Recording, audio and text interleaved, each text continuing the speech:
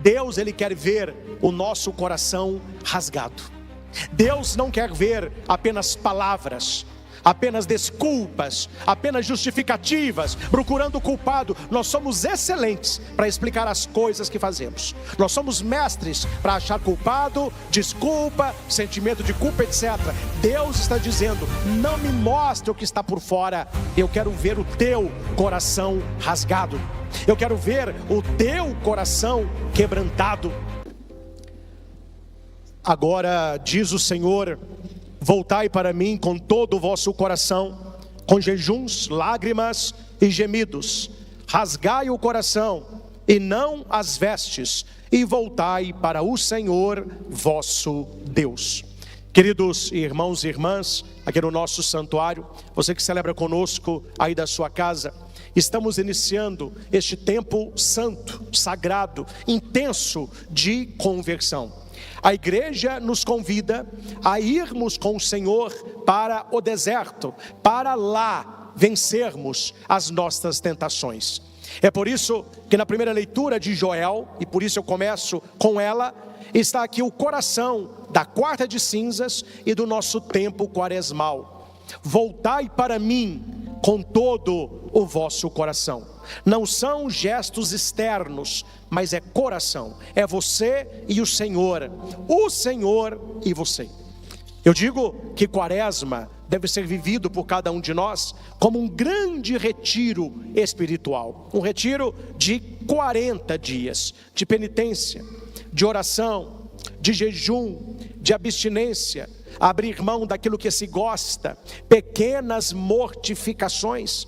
O Papa Leão nos colocou algumas penitências quaresmais. Ele pede o jejum da língua, o jejum das más ações, ou seja, é preciso parar de praticar o mal e fazer coisas boas para o outro, para nós, para a evangelização. Voltai para o Senhor com todo o vosso coração, com jejum, lágrima, gemido.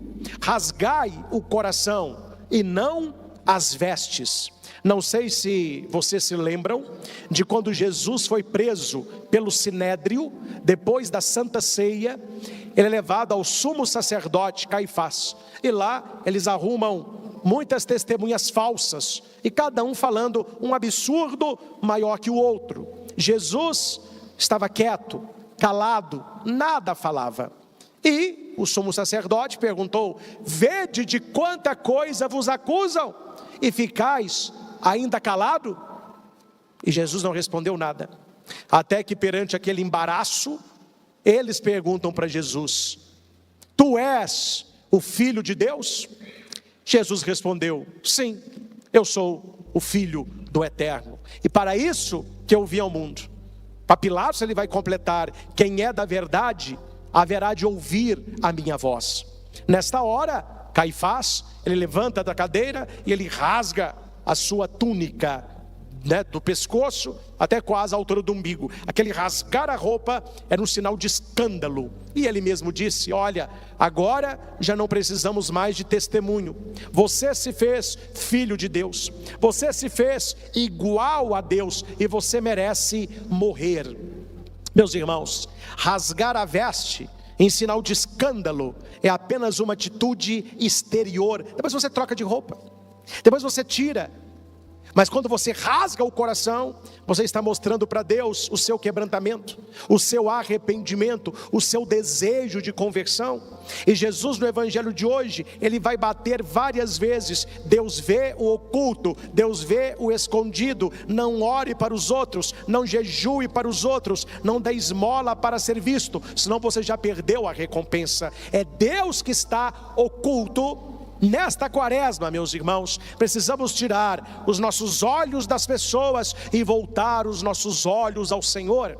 Precisamos retirar os nossos olhos da opinião pública, que não serve para nada, igual água de salsicha, não é nem salgada e nem doce, e voltar os nossos olhos ao Senhor. Somente Ele conta, somente Ele conhece o coração.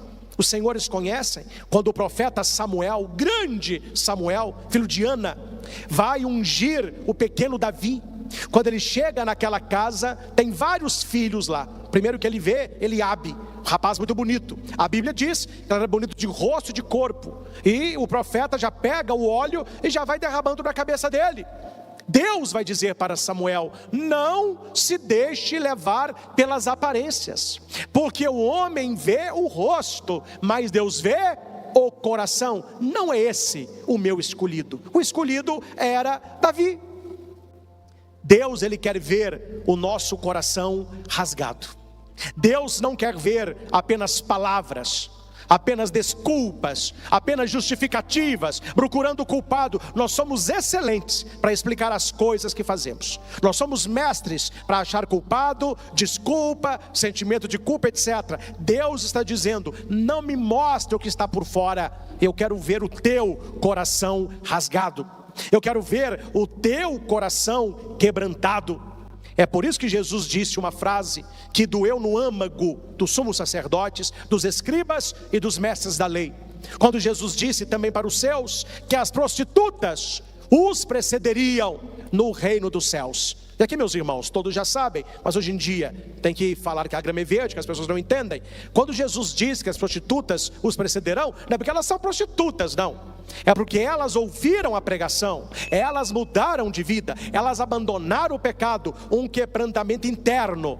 É aqueles que por fora era tudo certinho, tudo santinho, eles eram como sepulcro caiado, lavavam o copo por fora, mas não o purificavam por dentro.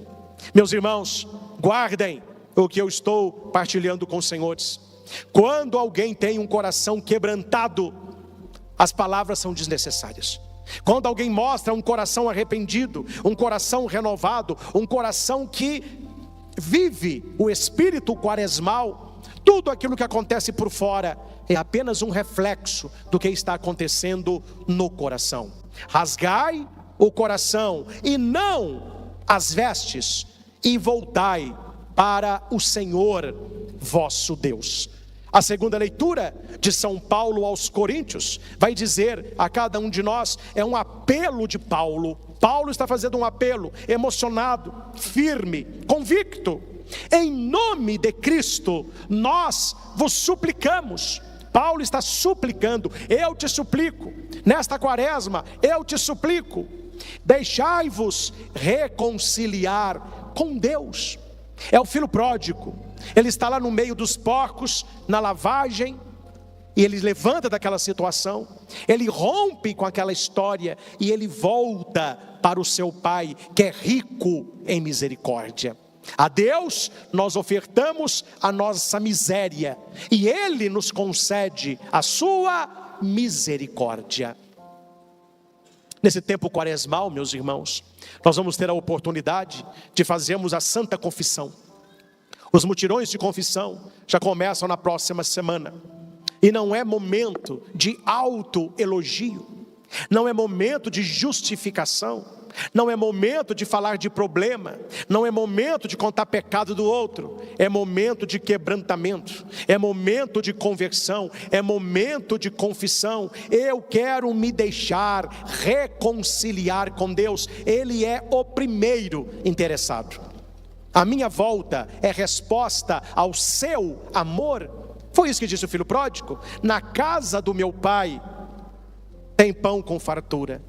Interessante, não é? Como que a dor nos faz voltar ao essencial. Lá no início do evangelho era diferente, né? Dá-me a parte da herança que me cabe. Herança é quando morre. Para aquele filho não importa o pai, importa a herança. Eu não quero que você seja meu pai, eu não quero viver aqui perto, eu quero gozar a vida, eu quero ter dinheiro, mulheres, bebida, amigos. Quando ele cai em si, ele vai lembrar de quem? Daquele que dá pão com fartura. Aí ele volta à concepção primária. Quantos empregados da casa do meu pai tem pão com fartura? Vou voltar. Esse deixar-se reconciliar com Deus. Aquele que não cometeu nenhum pecado, Deus o fez pecado por nós. É por isso que na Semana Santa nós vamos relembrar liturgicamente e atualizar a paixão, morte e ressurreição de Jesus. veremos as encenações da Semana Santa, as imagens piedosas de Nossa Senhora das Dores, sofrida, chorando, Jesus, o Senhor dos Passos, carregando a pesada cruz. As pessoas em pleno século 21 ainda não entenderam que ninguém está olhando imagem de gesso, imagem de resina, por mais bela que a imagem seja. Aquela imagem, ela me transporta a uma realidade. Aquele que não tinha pecado algum, Deus o fez pecado por nós, para que nele nós nos tornemos justiça de Deus. Olhando uma imagem de Nossa Senhora que chora, é por nós que ela chora, é com cada um de nós que ela chora, e nós choramos com ela. Não mais um Cristo que carregou a cruz, mas os nossos pecados que pesaram sobre ele. Olhando o nosso Senhor dos Passos, nós vemos o sofrimento dele, o sofrimento humano, o peso da cruz dele pesou nos nossos ombros. É por isso que nesta quaresma, Paulo pede a cada um de nós: aquele que não cometeu pecado, Deus o fez pecado por nós.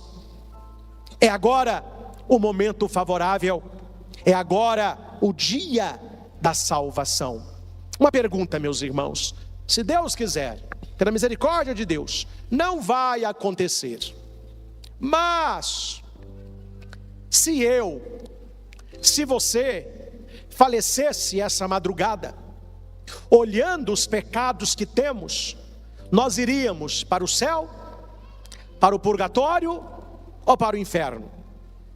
As pessoas deixam tudo para depois. Depois eu me converto, depois eu me confesso, depois eu me arrependo, depois eu mudo de vida. E Paulo está dizendo: para com o depois. É agora o momento favorável, é agora o dia da salvação. Santo Afonso Maria de Ligório, nas suas preparações para a quaresma, ele vai dizer assim: se você não decidir ser santo agora, quando é que decidirás? Porque para Deus não existe depois, para Deus existe o instante do agora. Meus irmãos, a cinza que vamos receber na cabeça me lembra, além de tantos outros textos, o que mais me toca: Nínive. O profeta Jonas, que foge de Deus para Tarsis, tudo dá errado para ele, e ele entra em Nínive, dizendo mais ou menos o que Paulo está dizendo na segunda leitura: se Nínive não se converter, ela será destruída. E esta mensagem chegou ao ouvido do rei. Aquilo que ninguém podia imaginar, ninguém poderia sonhar, aconteceu. O rei foi o primeiro. Ele retira a coroa, ele tira a sua capa, ele tira a sua roupa de linho fino, coloca um saco, pega a cinza e joga na cabeça dele. E todos da corte fizeram, todos da cidade fizeram, e Deus teve misericórdia daquele povo. Minha pergunta é, meus irmãos: a cinza, ela é capaz de apagar pecado? A cinza na cabecinha de uns, cabecinha oca, né? É capaz de apagar as loucuras do carnaval? A cinza é um sinal de que nós estamos puros na presença de Deus? Nada tão longe disso. As cinzas é um sinal de um coração rasgado, de um coração quebrantado. A cinza por fora, ela simboliza aquilo que o amor de Deus está longe de fazer na tua vida. Naquele livro, Eu Ensino Ieso, Jesus vai dizer ao coração do sacerdote que quando um sacerdote, aí eu falo quando um fiel, né, é para todos nós, entrega o seu pecado ao Senhor, nem cinza haverá de sobrar, porque a cinza é algo, e o amor de Deus nos consome de tal maneira, e nos consome de tal maneira, que nem cinzas haverá de ficar. E por que existe cinza? Porque algo existiu antes, a matéria existiu antes. Geralmente a cinza é algo que foi queimado. E aqui a pergunta: de onde vem a cinza que você vai receber na sua cabeça? De onde saiu esta cinza? É dos ramos do domingo de Ramos e da Paixão da Semana Santa do ano passado. Aqueles ramos que ficam ornamentando o santuário, após a missa, eles são enrolados e guardados. E ali eles vão secar lentamente. E depois de seco, eles são queimados. E depois eles vão coar Aquela cinza é a cinza mais fininha, é que nós vamos passar na nossa fronte. Note, é uma ligação à paixão e à morte de Cristo. Porque no domingo de Ramos, nós temos uma mudança rápida no Hosana ao filho de Davi para o crucificam. Jesus que entra em Jerusalém, mas nenhuma casa o recebeu. Interessante. Isso passa despercebido, eu vou pregar sobre isso no domingo de Ramos com mais profundidade, mas já toco no assunto. Tem gente que não lê a Bíblia e não vê como as coisas acontecem. Aconteceu com Jesus e aconteceu com cada um de nós. Meus irmãos, venham cá. Balançar ramo, colocar pano no chão, gritar hosana, dar pirueta, isso tudo todo mundo faz. Mas depois da entrada triunfal, qual a casa que diz assim: Senhor, vai lá para casa, preparei um pão, tem vinho, tem um cordeirinho, tem uma cama para o Senhor, tem água para tomar banho? Quem foi que ofereceu a casa para Jesus? Ninguém ofereceu casa. O Senhor entrou, fizeram aquele auê para grego ver, e no fim do dia, o que a leitura diz? Jesus, dando entrada em Jerusalém, saiu no fim do dia e foi para Betânia, e se hospedou na casa de Maria, de Marta e de Lázaro, que eram amigos dele. Não teve uma casa em Jerusalém que abriu a porta para nosso Senhor. Cuidado, meus irmãos, porque a cinza na testa pode não simbolizar um coração rasgado, um coração quebrantado. Colocar a cinza na testa, todo mundo coloca, mas qual é o coração que se converte? O coração que se rasga, o coração que se quebranta na presença do Senhor, não para os outros verem, para Deus ver. E por último, vamos nesta quaresma viver a intimidade. A intimidade. Hoje é um pouco complicada a palavra intimidade, porque as pessoas mal se conhecem, elas têm intimidade. Mas há pouco tempo se dizia, num bom português, que o quarto do casal era o lugar da intimidade. Quando se falava intimidade, todo mundo entendia o que era o quarto do casal. E o que é feito na intimidade, com as bênçãos de Deus, com o laço sagrado do matrimônio, o homem, a mulher, deixará pai e mãe, se unirão um ao outro e serão uma só carne. A intimidade do casal é uma bênção de Deus para o relacionamento conjugal. Essa intimidade não diz respeito a ninguém. Essa intimidade não se coloca em mesa de bar, não se coloca em roda de conversa, não se posta em Instagram e YouTube. É aquilo entre quatro paredes, cabe ao casal. Só que não é apenas um casal, ali tem um verdadeiro trio, porque um casal que tem as bênçãos do Senhor do matrimônio, Deus está abençoando aquele casal. Leiam depois, com mais profundidade, o livro de Tobias, quando ele chega para desposar Sara, que é sua esposa, e ela tinha um demônio, o Asmodeu. Quando Rafael prende aquele demônio, ele vai dizer para Tobias: não se deite com ela, rezem primeiro. A intimidade maior do casal não é uma intimidade de corpos, é uma intimidade de coração.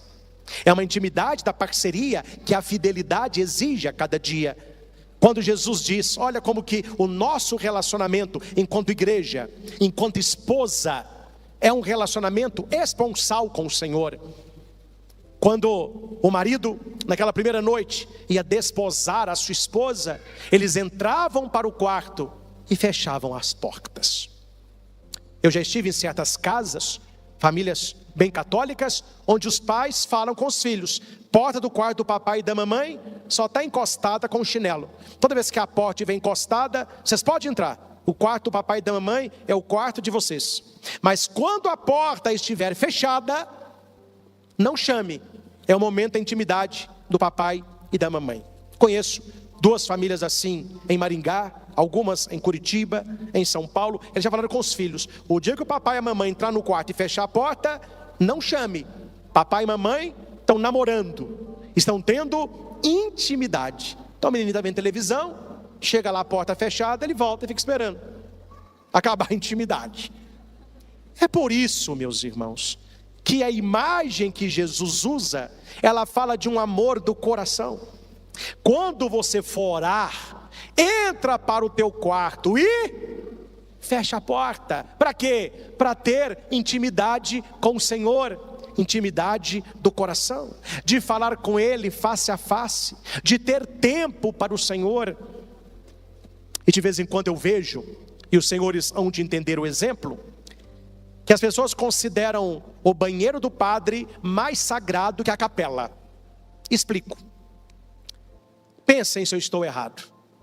O padre tem os seus momentos de oração e de estudo, que são importantes, e devem ser diários. Oração e estudo.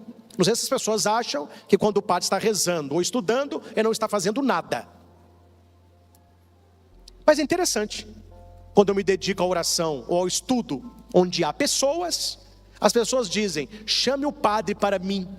Aí ele está estudando, ele está orando. Não, chama, é 1 minutinho só.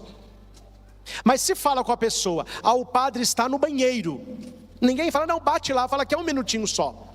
O banheiro eles respeitam, a capela, a biblioteca não. Parece que a intimidade com Deus na capela vale menos que a necessidade de um banheiro. Para que as pessoas te dê sossego, você tem que falar que está no banheiro.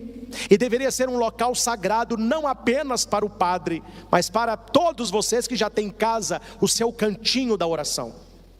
E parabéns aos que têm. Parabéns aos que têm um lugar que você reza. E o papai e o filhinho sabe, quando o papai e mamãe estão no quarto com a porta trancada, é a intimidade do casal. Mas quando um dos dois ou os dois estão no cantinho de oração, também não é para ir incomodar e nem chamar. Se não vai rezar junto, não chame. Eles estão tendo intimidade com Deus. É isso que Jesus disse no Evangelho. Jesus falou da oração, Jesus falou do jejum, Jesus falou da esmola, e a mesma coisa para os três. Jesus está falando de relacionamento. As práticas quaresmais não são nada mais do que relacionamentos. Quando eu falo de esmola, é relacionamento com o outro. Quando eu falo de oração, é relacionamento com Deus.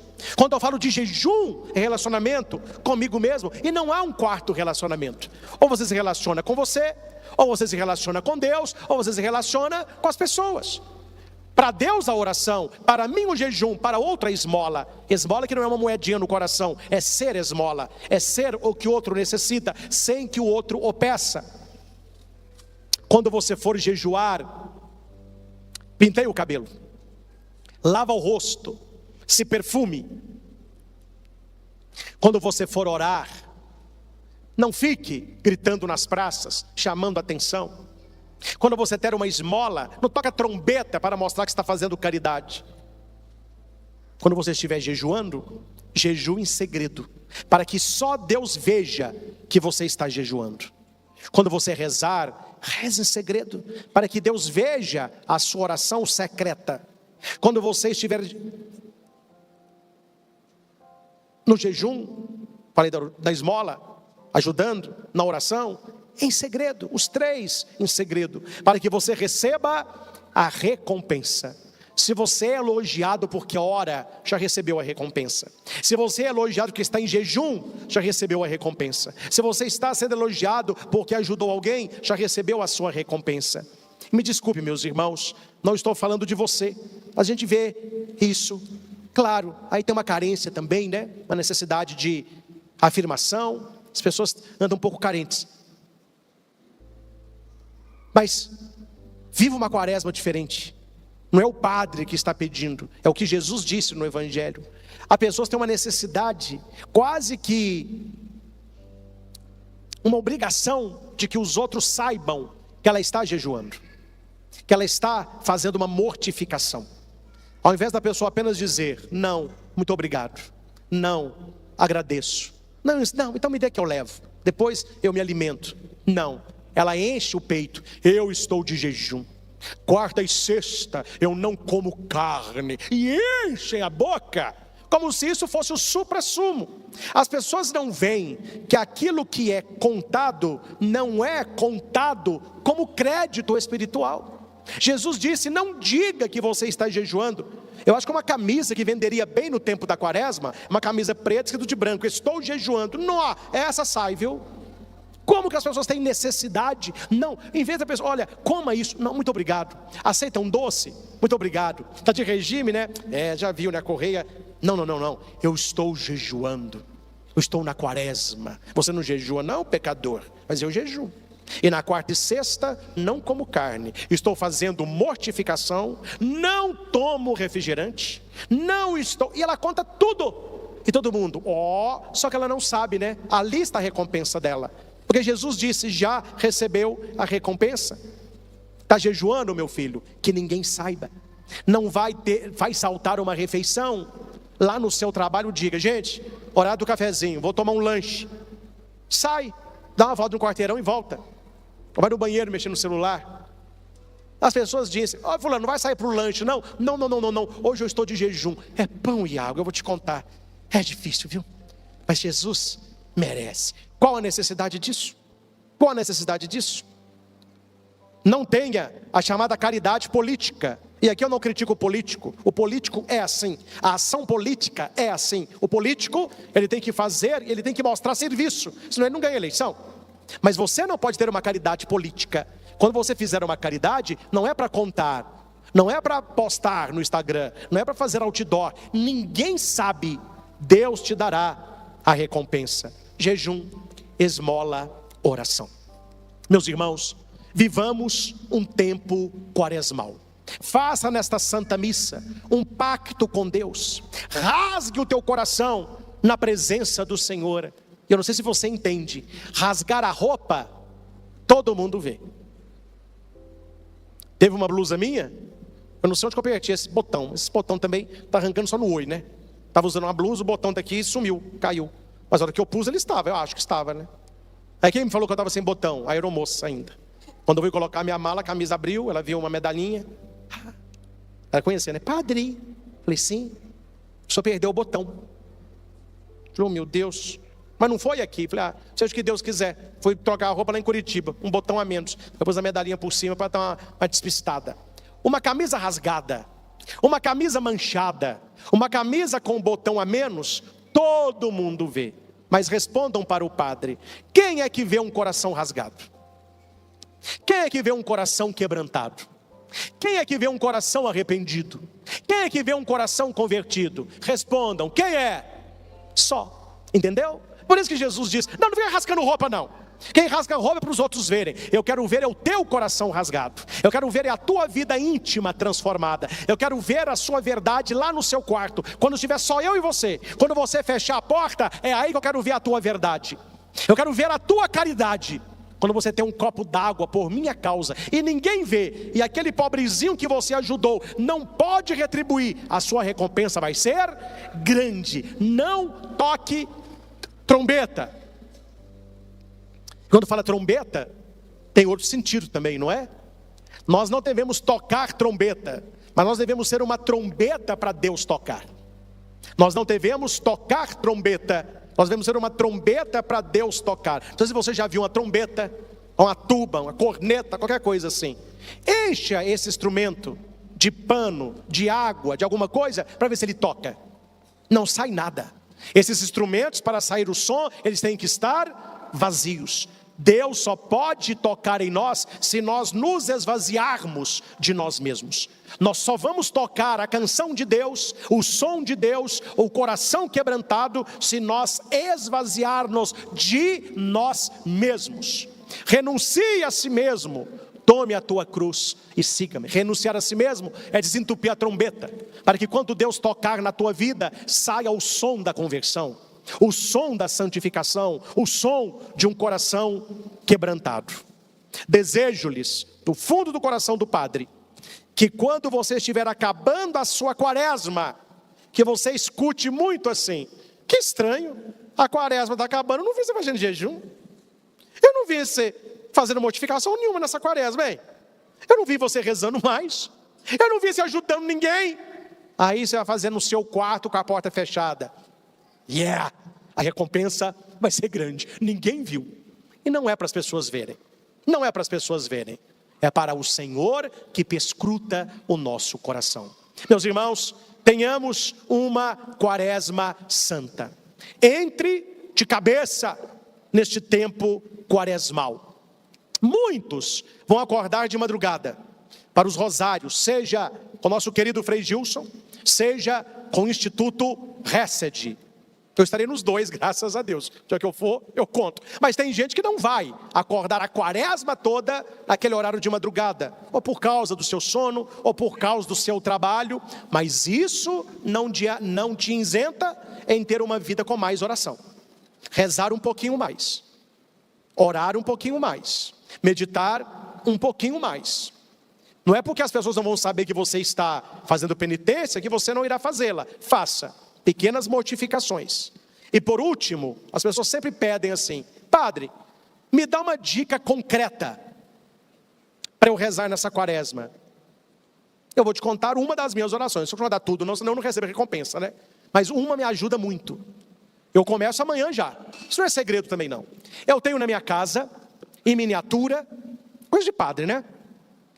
As estações da Via Sacra. É até a 14ª. Que é essa aqui, ó, o sepultamento de Jesus. Essa aqui a gente reza só depois da quaresma, você vai só a 14ª. Talvez você ainda não saiba, essas bolas aí, ó, isso são as estações da Via Sacra. São 15. A primeira, Jesus é condenado à morte, e a última é a ressurreição. Mas na quaresma você reza até a 14. É o sepultamento de nosso Senhor. Como que eu faço na minha casa? Eu tenho a Via Sacra em miniatura. Por mais que eu quisesse, eu sei que eu não iria conseguir rezar a Via Sacra todos os dias. 40 Via Sacra, meu filho, não é mole, viu? Eu não falo que é porque é muito, não. É pelo corre-corre da nossa própria vida. O que é que eu faço? E que me faz muito bem. Eu já faço isso desde que eu era padre Nossa Senhora Aparecida, que eu aprendi isso num retiro. O cardeal canta la messa, que tinha essa oração, e acho que o Papa Bento XVI com ele fazia. A partir de amanhã, eu coloco uma estação da Via Sacra. E eu rezo uma estação da Via Sacra por dia. Não levam 5 minutos. Eu leio qual é a estação, tenho um livrinho, faço a leitura bíblica daquela estação e a meditação. Um Pai Nosso, uma Ave Maria e um Glória ao Pai. 10 minutinhos, acendo a minha vela, ponho aquela, rezo de manhã isso. Aí eu fico vendo a estação. Toda hora que eu passo na sala, hoje eu estou meditando a primeira estação. Um dia meditando a primeira. Sexta-feira, depois da manhã, eu já ponho a segunda. E assim por diante. Não se medita no domingo. Domingo é dia do Senhor. Não se faz Via Sacra no domingo. Então no domingo é a Santa Missa com a liturgia da quaresma. Tanto é que se você contar de hoje até quinta-feira santa, vão dar 45 dias.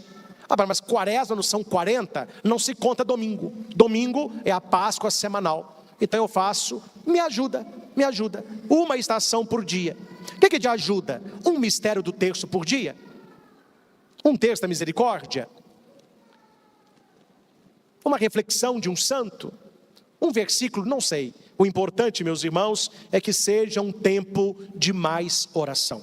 O que você vai rezar, eu não sei. Mas espero que você reze. Espero que você tenha mais caridade, mais esmola e, sobretudo, o jejum. O jejum da língua, o jejum do pecado, mas também a mortificação corpórea. Convido a todos, num instante de silêncio, a cada um fazer a sua oração pessoal e volte em tudo aquilo que eu disse. O que você quer pegar para a sua vida, para ajudar na sua quaresma? Que tipo de quaresma você deseja ter este ano? Onde você pode melhorar a sua oração? Seu jejum e abstinência. Quais as pessoas que você pode ajudar mais? Nem sempre as pessoas que precisam da nossa ajuda estão lá na África. Talvez a pessoa está do lado do seu quarto, está sentada aí do seu lado. A caridade familiar.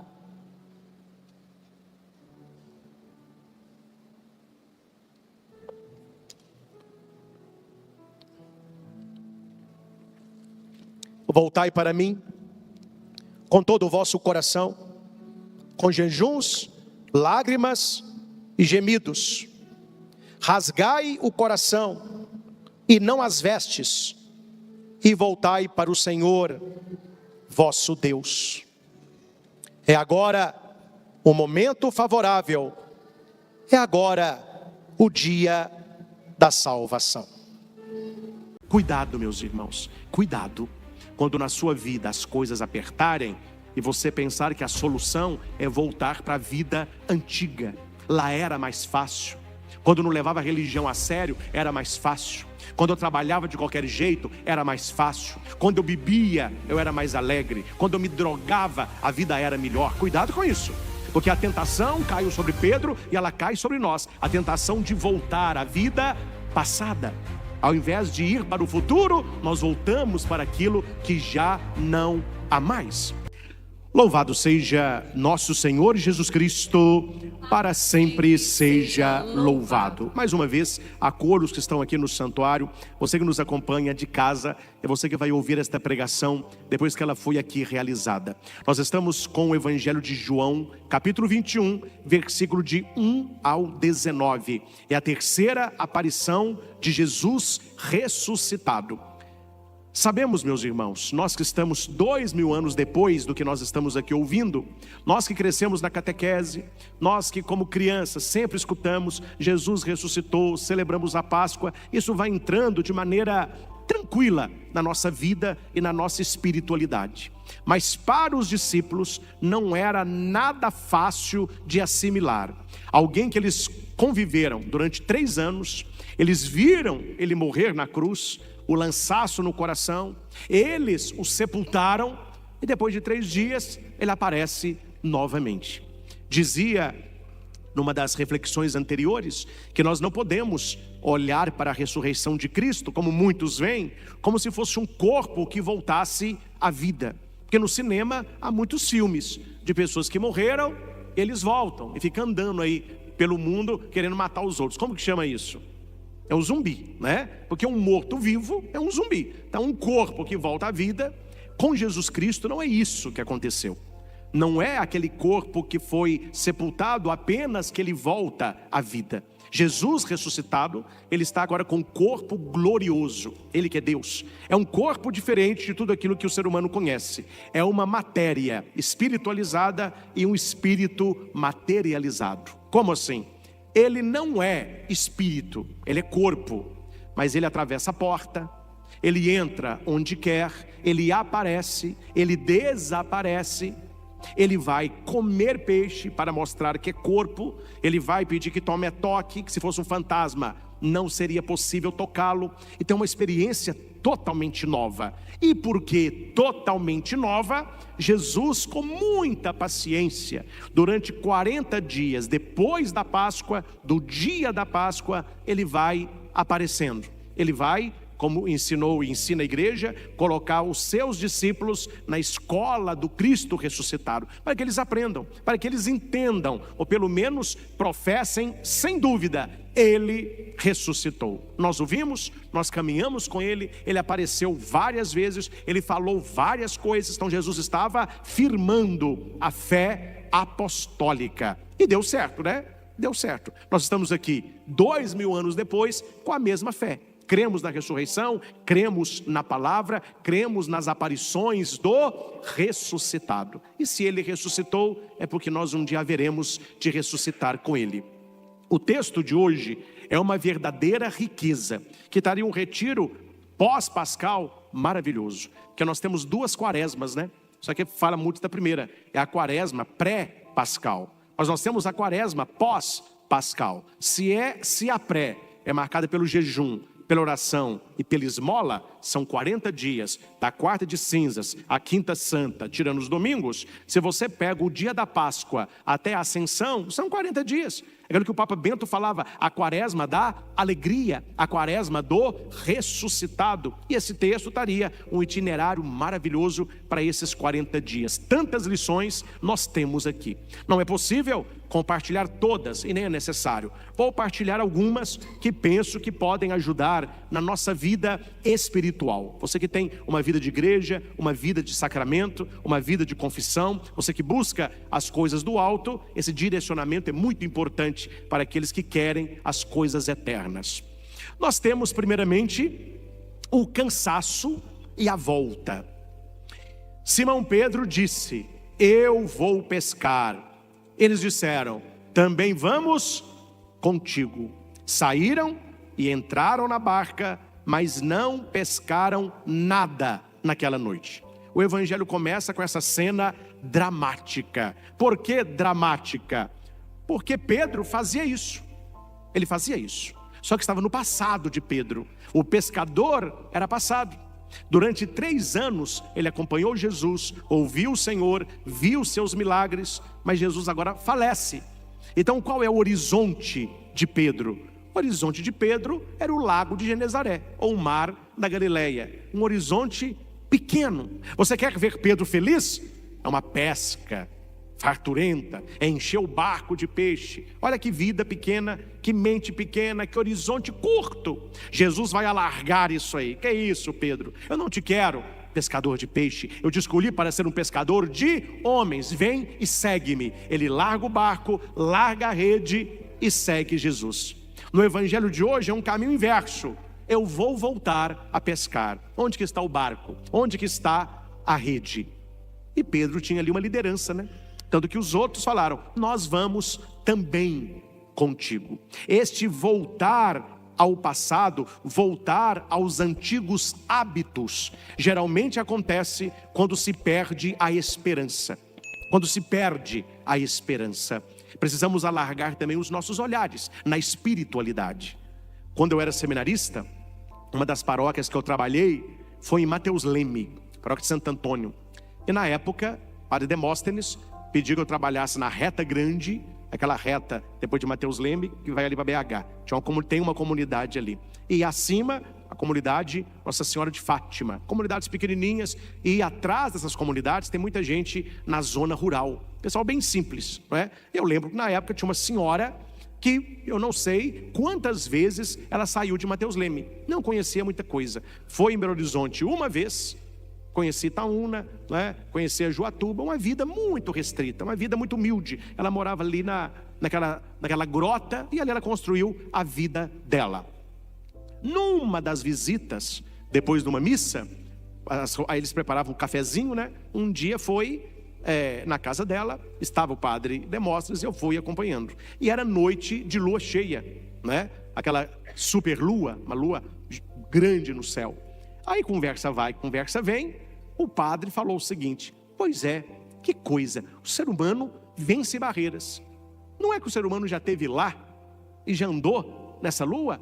Precisou de um foguete, quantos quilômetros essa lua da Terra? A gente acha que ela está tão grande que ela está até mais próxima. Aí aquela senhora com toda humildade, vendo a lua gigante no céu, o morro, aquela serra do elefante, quando você passa em Mateus Leme, aquela serra grande chama Morro do Elefante, não é porque parece um elefante deitado. Aí ele olhando aquilo, ela falou assim, padre, o senhor estuda, o senhor pode saber de Bíblia, mas de lua você não sabe não. Aí o padre, mas o que eu falei de bobagem? Precisa de foguete para ir na lua. A lua dá tão perto da montanha, daqui eu estou vendo. Se eu subisse lá, com a varinha eu cutucava ela. Na cabecinha dela, aquela distância visual era a distância real. É uma visão deturpada. É uma visão irreal. Claro, não vamos aqui dar aula de ciências para a senhorinha. Mas na nossa vida, nós precisamos ampliar os nossos horizontes. E principalmente o horizonte da fé. Pedro se contentava em pescar peixe. Jesus já tinha falado com ele, eu quero muito mais. Quero muito mais. Você será pescador de homens. Nós estamos aí às vésperas de um conclave para o sucessor de São Pedro. Ele que foi o primeiro Papa da Santa Igreja. Olha onde que chegou o horizonte de Cristo e olha onde que estava o horizonte de Pedro. Então, cuidado, meus irmãos. Cuidado. Quando na sua vida as coisas apertarem e você pensar que a solução é voltar para a vida antiga. Lá era mais fácil. Quando não levava a religião a sério, era mais fácil. Quando eu trabalhava de qualquer jeito, era mais fácil. Quando eu bebia, eu era mais alegre. Quando eu me drogava, a vida era melhor. Cuidado com isso, porque a tentação caiu sobre Pedro e ela cai sobre nós. A tentação de voltar à vida passada. Ao invés de ir para o futuro, nós voltamos para aquilo que já não há mais. E eles trabalharam a noite inteira. E aqui, meus irmãos, eu não estou falando de pescador de piaba, viu? Esse pescador de final de semana. Estou falando de um pescador profissional que trabalhou a vida toda com peixe, e ele tinha vários outros que trabalhavam para ele. Pedro sabia o que fazer. Pedro não entraria para pescar se ele soubesse que não havia peixe. Ele sabe onde o peixe está, ele sabe pescar, ele tem rede, ele tem barco, ele tem homens com ele, ele tem tudo. Só que não teve nada, porque o principal não teve foi o peixe. O texto vai dizer: saíram, entraram na barca, mas não pescaram nada. E João vai escrever: naquela noite. Por que não pescaram nada? A resposta é: porque era noite. E aqui não é uma noite do sol, é uma noite interior. Eles ainda não tinham recebido a luz que vem da ressurreição. O Papa Bento XVI, na sua última homilia sobre este texto, ele escreve um parágrafo sobre este nada. Ele fala um pouquinho sobre o nada filosófico, da abstração do ser, mas ele fala sobre o nada também teológico. E aqui eu escrevi uma frase que ele disse: este nada da pesca é o símbolo do vazio, não o vazio da rede, mas o vazio de uma vida que tenta caminhar sem Cristo. A noite é longa quando Ele não está no barco da nossa existência. Olha o que o Papa está nos dizendo. Quando é que na nossa vida não acontece nada? Quando Deus não preencheu o vazio do coração. Todos nós temos um vazio no coração. Todos nós temos. O ser humano, ele é carente por excelência. Só que essa nossa carência, ela tem que ser saciada primeiramente aos pés da cruz de Cristo, porque um vazio infinito só é preenchido por um amor infinito. E se a pessoa não sabe disso, ela sai pela terra vagando, aí sim como morto-vivo, tentando preencher o vazio dela. Usam preencher o vazio aonde? No dinheiro. Quanto mais eu trabalhar e mais dinheiro eu tiver, menos vazio eu tenho. Outros, não, o meu vazio é porque eu tenho que ter alguém. Aí a pessoa só fica procurando alguém. Eu quero alguém, não é? Aí hoje todo mundo tem todo mundo, mas ninguém acaba também tendo ninguém, né? Então, outros vão para os prazeres do mundo. O meu vazio interior eu vou saciar na bebida. Aí vem o vício, aí eu vou saciar na droga, aí eu vou saciar na promiscuidade. Eles vão procurando saciar esta carência, este vazio interior. Só que nós entendemos pelo texto que o vazio que nós temos no coração é o vazio de Deus. O catecismo da Igreja Católica, quando começa a explicar o credo, lá está: o homem é capaz de Deus, e o desejo do próprio Deus foi escrito no coração do homem por Deus. A gente já nasce com desejo de Deus. Há pouco agora, eu tirei uma semana de descanso e fui com a minha família para um lugar ali no estado da Bahia. E nós visitamos lá aquele lugar aquele projeto Tamar, tartaruga marinha, né? E a gente viu numa banheira lá um tanto de tartaruguinha pequenininha, nunca tinha visto, filhotinho, nadando, pequenininha assim, nadando. Aí tinha lá os guias explicando, etc. E a mulher falou uma coisa que eu achei interessante: ninguém precisa falar com a tartaruguinha, o mar é para lá, ó. Já está nela. A hora que o ovo da tartaruga estoura e ela sai na praia, ela já vai nadando para o mar. Está no DNA da tartaruguinha, ela nasceu para ir para o infinito. Aquilo que está no coração da tartaruga, buscando o mar, está no meu e no seu coração, buscando a Deus. Então este vazio que aconteceu na pesca não pode estar no nosso coração, porque nós sabemos quem é que nos preenche. Quando eu atendo pessoas chorosas, algumas solitárias, com depressão, ansiedade, etc., eu sempre começo pelo lado espiritual. Como que está a sua vida espiritual? Como que está a sua confissão? Como que está a sua missa dominical? A leitura do texto bíblico, a devoção a Nossa Senhora. Não em todas, né? Mas na maioria das vezes a pessoa tem uma vida espiritual precária. E ela tendo uma vida espiritual precária, ela quer ser feliz. Meu filho, quem não tem Deus no coração, vive esse vazio que você está aí, ó. Aí você procurou vazio na festa, procurou vazio na balada, procurou vazio no namorado, procurou vazio no copo e terminou como? Mais vazio que antes. Então o texto me ensina que este trabalhar a noite inteira sem Cristo é um trabalhar inútil. Por mais que a pessoa enchesse o barco, ela não conseguiria encher o coração. O evangelho continua. Aí já não é mais noite, aí já tinha amanhecido. Raniero Cantalamessa tem um livro muito bonito, é um livro para padre, vocês podem ler, não é problema não. Chama Pescador de Homens. Foi um retiro que ele pregou para o clero de Roma, para os padres de Roma. E neste livro, ele trabalha este texto numa visão não cronológica, mas kairótica. Ele fala que não importa a hora do relógio. Eles podiam estar pescando meio-dia, era noite. Jesus podia ter aparecido meia-noite, era dia. Bonito isso, não é?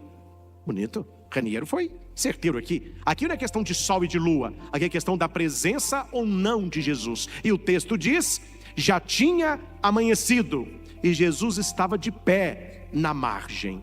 Por que que tinha amanhecido? Porque Jesus estava ali. Ele é a luz, Ele é o sol da nossa fé. Mas os discípulos não sabiam que era Jesus. Por quê? Porque Jesus não faz escândalo. Porque se fosse outro, estava lá na praia. Oi, sou eu ressuscitei. E os discípulos, me dê, papai. Quieto, discreto, calado. Ele estava em pé na praia. Só isso. Jesus estava de pé na praia. Imagine, não sei se você, qual foi a última vez que você foi à praia, mas imagina você lá nadando ou pescando, se a sua atenção vai para uma pessoa que está na praia, de pé. Talvez essa pessoa passe até despercebido. Então veja, meus irmãos, Jesus ele entra na sua vida assim. Não é metendo o pé na porta, gritando, terremoto, fogo do céu, nada disso. Isso acontece? Acontece. Tem gente que tem oração, que tem visão, mas a espiritualidade, ela é discreta. Jesus, ele é calado, ele se manifesta de maneira muito sutil. Se você não estiver atento, você não vê a ação de Deus na sua vida. Então é discreta, silenciosa, mas é constante. E aqui é uma interpretação muito bonita, que Jesus não chegou quando amanheceu, porque na questão do tempo, Jesus já estava na praia, naquela escuridão, e ele olhava os discípulos naquela labuta. Ele viu o trabalho deles e Jesus sabia, é uma questão de tempo. Quantas vezes, meus irmãos, nós queremos Jesus na glória, mas não conseguimos reconhecê-lo na margem. O Natal é um pouco disso, né? Natal é um tanto disso. Como que a gente gostaria que fosse o Natal de nosso Senhor? Totalmente diferente. Totalmente diferente. Como que é o Natal? Uma carência extrema, que até presépio virou. Coisa mais fácil é fazer um presépio. É porque, padre, não tem nada. Tem nada, tem nada. Você coloca ali uma chopana, joga uma areia, coloca os matinhos, colocou um burro, um boi, uma mulher, um menino. O presépio está pronto, não tem nada. É a carência extrema. E aqui, onde que nós queríamos que Jesus aparecesse? Não, Jesus de pé na margem, não. Ele tinha que vir caminhando sobre a água. Os serafins na frente, tocando corneta, os discípulos, nossa, é ele mesmo. Visões grandiosas. Jesus não trabalha assim, não é? Não trabalha assim. Jesus, ele vai na sutileza. E o texto nos ensina que os olhos que estão embaçados na fé não conseguem enxergá-lo. Não conseguem enxergá-lo. Ele está de pé na praia, os discípulos não sabiam que era ele. É preciso sensibilidade espiritual e amor para reconhecê-lo. Duas coisas: sensibilidade espiritual e amor. O que nós devemos buscar nas nossas orações? Sensibilidade espiritual e amor. Como que há pessoas que não têm sensibilidade espiritual? Eu vi um vídeo, não é no Brasil não, pessoal que trabalha com com talco, tirando aquelas pedras de talco, já viu? Pessoal, quase um trabalho escravo, né? Eles vão tirando com as mãos e aquelas pedras de talco tiram da mão dos trabalhadores toda a proteção de óleo que a gente tem. Então essa mão úmida tira tudo isso. Então são mãos grossas, secas e tudo rachado. E quando se passa um prego, eles não sentem nada. Então eles estão falando em outro idioma, né? Mas o cara com a mão assim olhando para a enfermeira. Aí o médico fala: eu vou passar na sua mão aqui, para essa legenda, alguns instrumentos. Quando você sentir, você me diga. Ele assim, ó, E o cara passando um ferrinho, passou uma caneta, passou. Aí o médico falou, você está sem sensibilidade, não sente. Pior, meu filho, que uma mão sem sensibilidade é um coração insensível. A pessoa não tem sensibilidade espiritual, então ela não sente Deus. Ela não sente Deus. Claro que eu não vou entrar nesses meandros aqui, mas você acompanhou um pouco o velório do Papa Francisco. Tinha de tudo, né? Tinha de tudo. Gente sem noção, o mundo está cheio. Claro, pessoas foram rezar por ele, pessoas ali chorando, pessoas fazendo oração, mas tinha a turma do selfie. Eu nunca vi selfie em velório, gente. Olha que eu já fui em velório, viu? Peraí, deixa eu tirar um selfie com o defunto. E o pessoal tirando foto do cara. Pra que tirar foto do Papa morto, gente? Aí posta. Estava aqui. E aí a selfie, a pessoa tá rindo ainda. Nossa, a noção passou longe. O que aquele pessoal ali não tinha? Sensibilidade espiritual. Para saber o que, o como, o onde, né? Perdeu a sensibilidade espiritual, meu filho, você vê coisas do arco da velha. Claro que eu não vou aqui do altar ficar parando a missa, vai ficar corrigindo gente sem noção. Mas é muita gente sem sensibilidade litúrgica, né? O celular fica doido para ir para a mão. E tem gente que até no meio da missa mexe, passa mensagem, atualiza perfil, né? E pessoas que se dizem católica, né? Até, não, eu sou rubricista. Não tem noção nenhuma. Ela pode até seguir a norma, mas não tem sensibilidade litúrgica. E onde não se tem essa sensibilidade de Deus, falta o quê? O amor. Por que que os discípulos não reconheceram Jesus na praia? Porque não tiveram sensibilidade e nem amor. Difícil, né? Difícil. Mas Jesus é que toma a iniciativa. Isso é interessante. Jesus não está na praia porque os discípulos chamaram. Ele está na praia porque a iniciativa é dele. Ele não está no mar, ele está na praia. Praia, aqui não se coloca praia, se coloca margem. O que é a margem? É a divisão da praia com o mar. Aquilo é a margem. Onde é que nós fazemos a experiência mais forte de Jesus? Na margem da nossa história. Quando é que a nossa fé cresce? Não é na alegria, é na provação. Quando é que você fica mais forte? Não é na leveza, é no peso, né? Você pega a galerinha da academia, pergunta para ele. Se ele ficou na academia levantando um peso de 1 quilo lá um ano, você vai ganhar massa muscular. Não, ó. Aí a mão nem vai. Aí daqui a pouco, o peso ficou mais leve? Não, meu filho, é você que ficou mais forte. Então esse peso aí pode ser substituído, pode colocar um maior. Aí à medida que você vai crescendo em massa, você vai crescendo na força. Isto é a margem da nossa vida. Quantas e quantas vezes a margem simboliza o abandono, a descrença. A gente não fala, que a gente acha que é pecado, né? Mas quantos de nós, e muita gente aqui na igreja, já não brigou com Deus? A gente não fala, mas eu brigar com Deus eu não falo. Mas lá dentro, mas a gente briga, viu? Mas não é possível que Deus fez isso? Mas não é possível que Deus não fez isso? Ele fez o que não era para fazer e não fez o que eu pedi. A gente fica brigando com Deus. Onde é que Deus chega? É na margem. É na margem. É lá que Ele está. E é da margem que Ele vai dar ordem. Lançai a rede à direita e achareis. Por que eles lançaram a rede? Porque naquela época não era profissão, mas era um ofício. Era chamado de olheiro. De olho. Eram rapazes ou pessoas que não tinham trabalho, ficavam na margem, porque quando a gente fala, os senhores já sabem, mas vale aqui falar, talvez nem todos saibam. Quando fala mar da Galileia, você sabe que não é um mar, não sabem? Ou não? É um lago enorme. E eles colocaram o mar da Galileia, ou lago de Tiberíades, é o mesmo. O mar da Galileia é o lago de Tiberíades. Eu já estive lá. A gente entra num barco, atravessa de um lado para o outro, lindo, mas é grande. Tem tempestades à noite, é um lago enorme. Eles falam mar. Então ele está, claro, no lugar mais baixo, e em volta dele tem alguns lugares que tem uma subida. Então os pescadores que estão lá, eles não veem. Mas quem está na margem, ele consegue ver a sombra de cardume.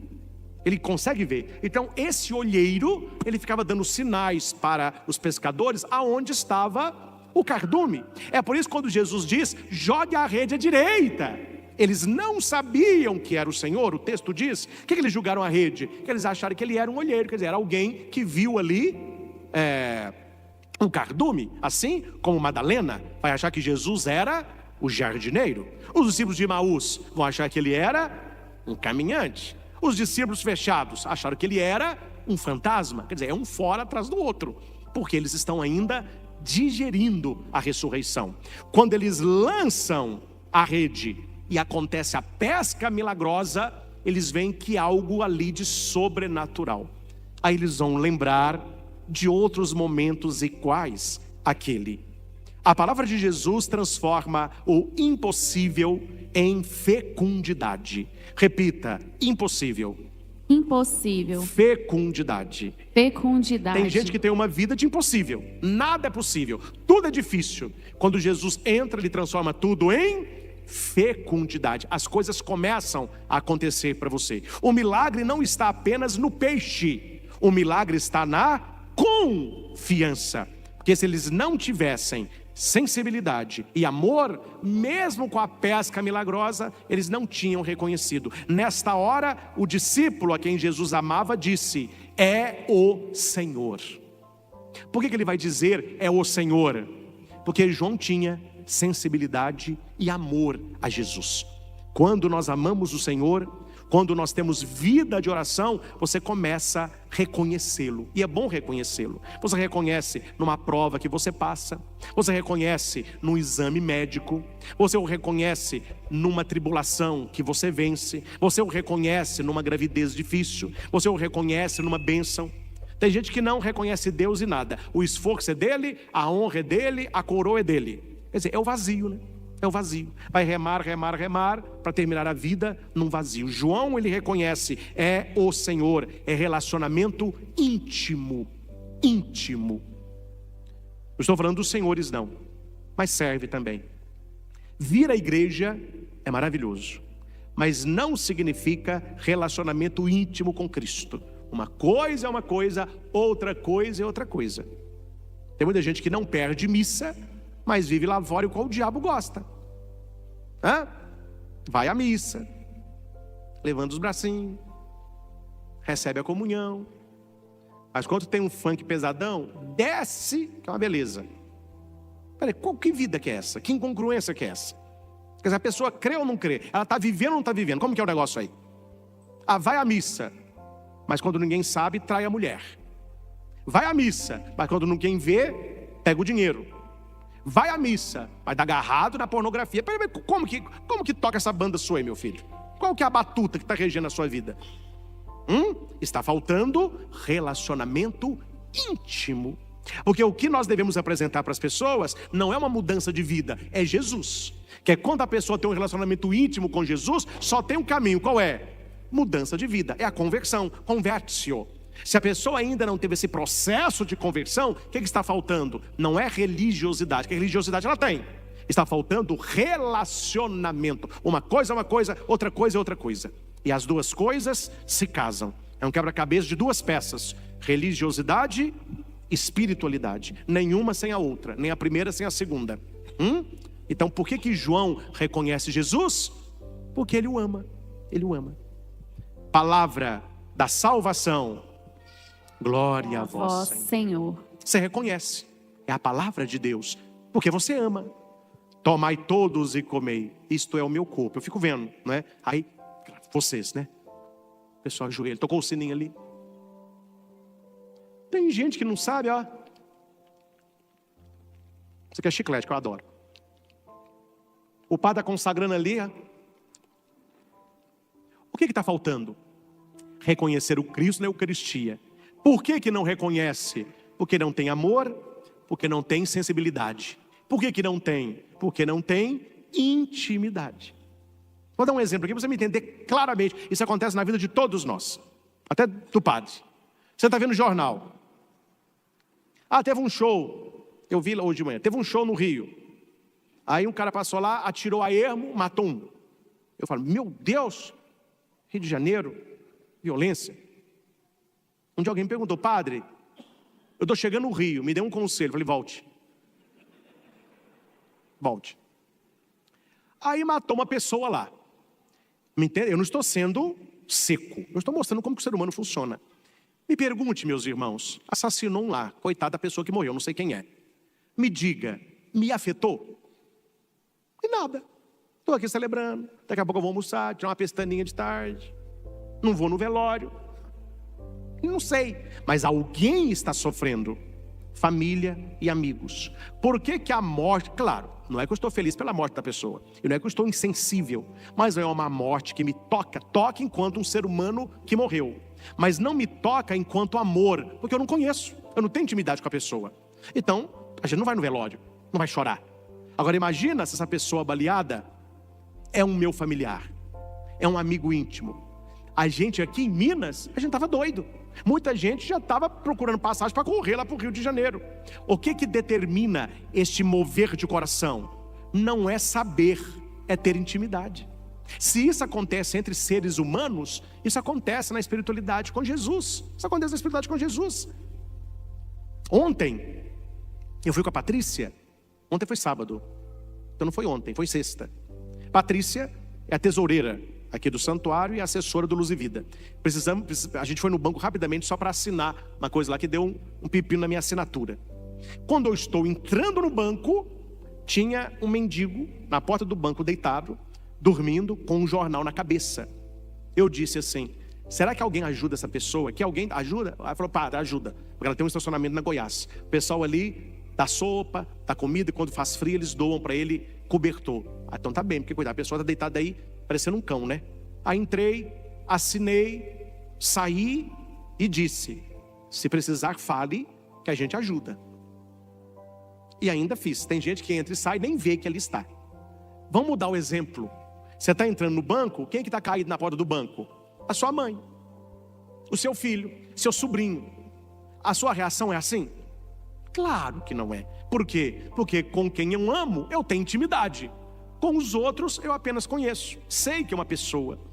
É isso que está acontecendo com João e que muito católico não entendeu. Ah, eu sei que é Jesus. Mas você tem intimidade eucarística? Não. Ele vai ficar só no saber. Então não toca coração. Só toca o coração quando a gente ama. É por isso que Jesus vai olhar para Pedro e não vai perguntar para Pedro assim, você não vai me trair de novo, não? Você está disposto a largar esse barco? Você que voltou a pescar e a pescar? Não, ele vai no crucial. Tu me amas? 3 vezes. Amo. Não vou entrar nisso aqui porque é uma explicação longa.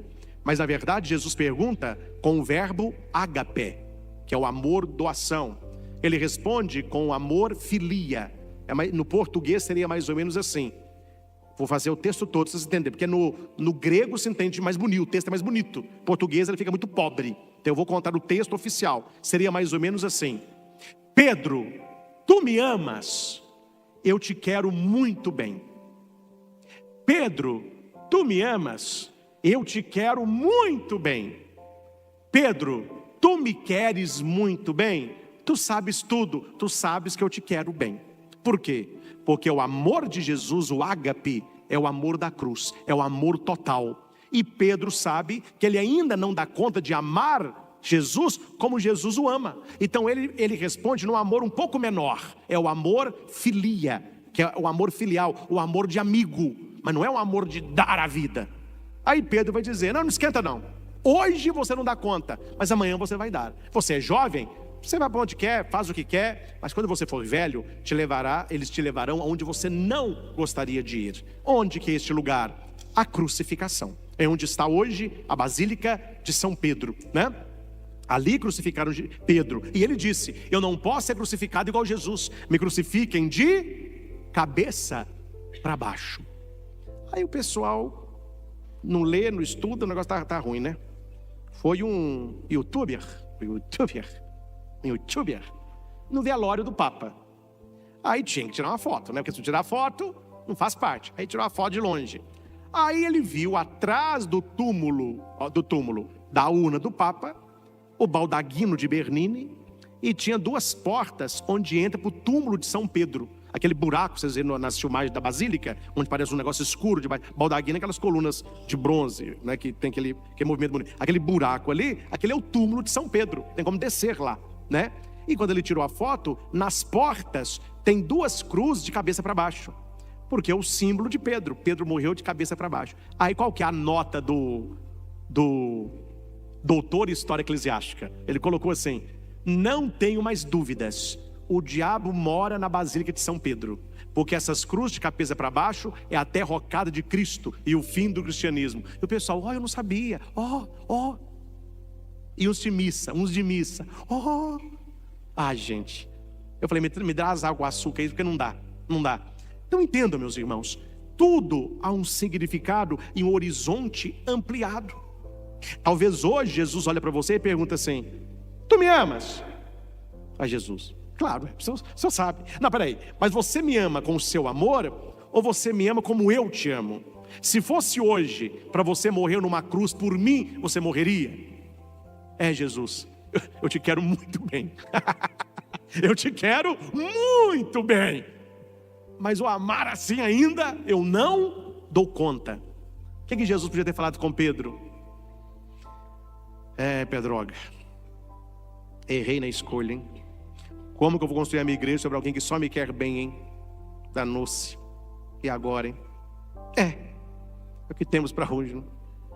Você não vê um discurso desse, porque quando Jesus olha para alguém, ele não vê apenas o que a pessoa é e faz, mas ele vê o que ela será e fará.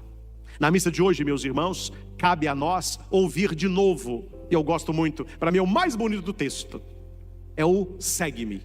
Depois que Jesus falou o evangelho todo, pode olhar no seu folheto, última coisa que Jesus diz, ele olha para Pedro e diz: segue-me. Foi o único discípulo que ele chamou 2 vezes, porque foi só agora que Pedro se tornou discípulo de Jesus. Todo o passado de Pedro foi uma preparação para este momento, e ali Jesus olha e fala: agora sim, você caiu, você negou, você conheceu a dor, você reafirmou o amor, agora você está pronto para a missão que eu tenho para você. Você passou nas etapas todas. Então Jesus novamente: segue-me. Porque está no início do texto, né? Vou pescar. Aí Jesus: te chamei lá atrás, você voltou, então deixa eu chamar de novo. Segue-me. E nesse momento, Pedro vai.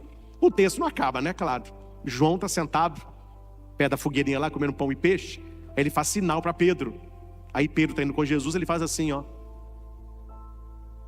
Jesus está indo, né? Pedro olhou assim. Aí Pedro pergunta: Jesus, e quanto a este? Aí aponta para João, que João, discípulo amado, né? Aí Jesus responde: se eu quero que ele fique até a minha volta, eis, quanto a ti, segue-me. Ou seja, não é o momento dele, é o seu momento. Por isso que muita gente perde bênção, né? A bênção é para você, você está olhando para o outro. Aí fulano, não, meu filho, Jesus está chamando você, o siga. Que este texto deste domingo da Páscoa nos ajude a tomar algumas atitudes que o Evangelho nos mostra. Devemos ter sensibilidade espiritual, amor, intimidade com nosso Senhor, vida de oração, para reconhecê-lo de pé. Quando aparece a expressão de pé, Deus vai agir. Quando aparece a expressão sentado, Deus vai ensinar. Jesus subiu no Monte das Oliveiras e sentou, ele vai ensinar. Jesus está de pé, ele vai agir. Na praia da nossa vida, ele está de pé, ele vai agir. E nós precisamos olhar e dizer: é o Senhor. Assim como Tomé, meu Senhor e meu Deus.